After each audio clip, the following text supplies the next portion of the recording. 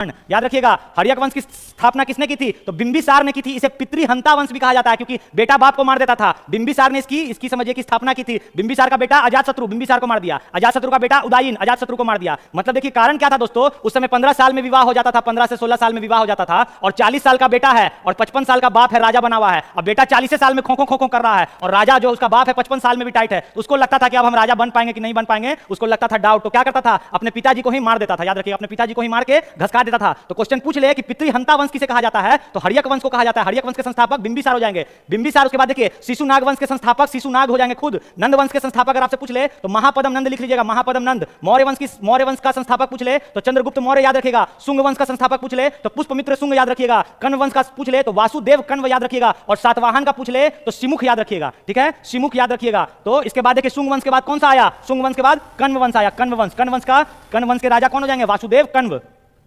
वासुदेव कण्व। चलिए बहुत अच्छे आंसर करते चलिए। ऐसा ही अगला सवाल, नेक्स्ट क्वेश्चन देखिए। प्रसिद्ध